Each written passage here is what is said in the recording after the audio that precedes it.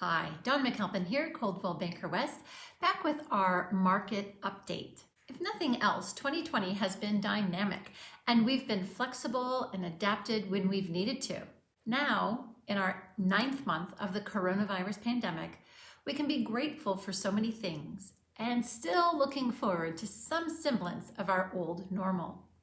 The real estate market has been on fire since about May. Property values continuing to appreciate, interest rates still holding close to 3%, and more buyers in the market determined to buy a home, while sellers sit tight, holding off on listing their homes, which has created historically low inventory. Each month, we review what's happened nationally and then close our update with local information. If you ever have any questions, please give me a call. I would love to have a conversation with you, talk about your real estate goals, and help to find a path to reaching those goals. Many potential buyers are on the real estate sidelines as well, waiting for the market to shift. They're stuck in fear mode, afraid of paying too much for their home and then having the market crash like it did in 2008. I know that's not you, because we've been looking at and talking with the experts to help us understand why our market is behaving the way it is and what we can safely forecast based on current supply and demand. Let's look at the Mortgage Bankers Association forecast for 2021. At its annual event, the Mortgage Bankers Association Chief Economist Mike Frantantoni forecasts that mortgage rates could rise in the year to come. Looking at this slide, we see the prediction of interest rates averaging 3.3% for the year of 2021 and slowly increasing over the next couple of years. So if you are wanting to lock in with these crazy low rates, it's not in your best interest to play it safe and try to wait out the market. The past decade, demand for housing has gone up and inventory has steadily been decreasing. And that's going to be happening in the next foreseeable future. Prices are not expected to come down, but rather to continue to appreciate. Let's look at this next slide of projected home price appreciation. CoreLogic is projecting the least appreciation over the next 12 months, but they've been overly conservative since March, and their predictions have just not played out, especially locally here in San Diego County. Properties here have increased up to 27% in the last 12 months. On the same slide, Zillow, you see, is predicting the greatest appreciation at 7%, but the one that I really watch is Zelman. Their predictions have been most closely matched with what actually has happened nationally and allows us to forecast what's going to happen locally. Appreciation of 5.9% is more typical to the type of appreciation homeowners have enjoyed historically. Supply and demand is what drives our economy.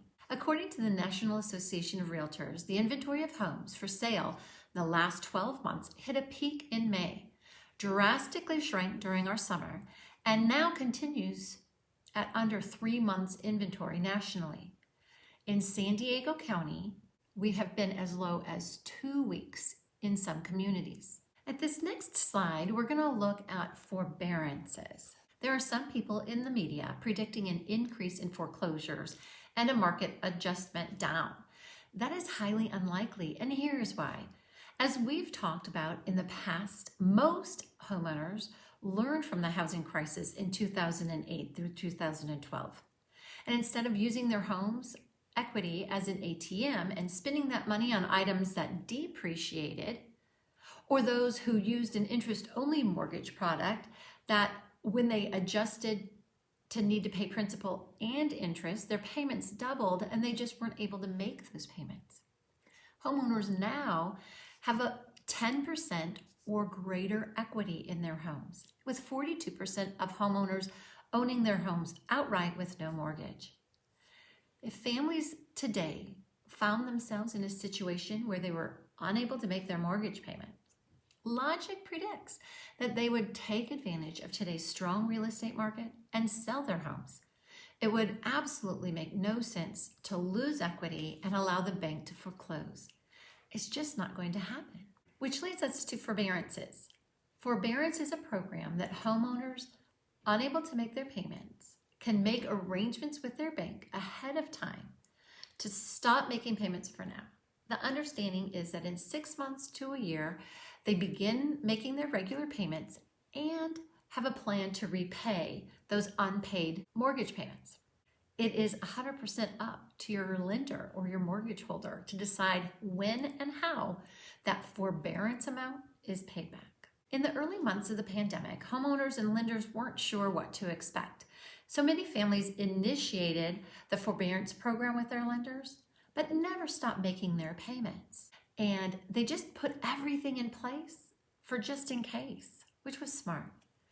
Looking at this next slide, forbearance is from May through October. We see that the number of homes in forbearance are decreasing. Unfortunately, there are always some families who, through some sort of hardship, find themselves in foreclosure or using a short sale to sell their homes. These families have little or no equity, and they unfortunately lose their homes. But because most homeowners are in such a strong equity position and property values continue to go up, they will likely sell their homes and avoid foreclosure. Like we've been talking about these last several months, this recession is not at all like the recession of 2008. The recession of 2008 was created by the banking and lending industry. They were selling bad products and homeowners found themselves in a bad situation.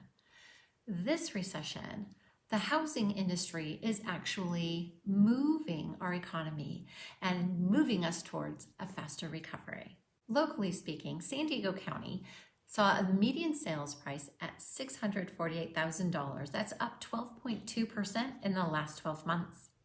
Currently, there are only 1.5 months inventory. Remember, that means that if no other homes came on the market, every home for sale would be absorbed in a month and a half. We're talking 6 weeks.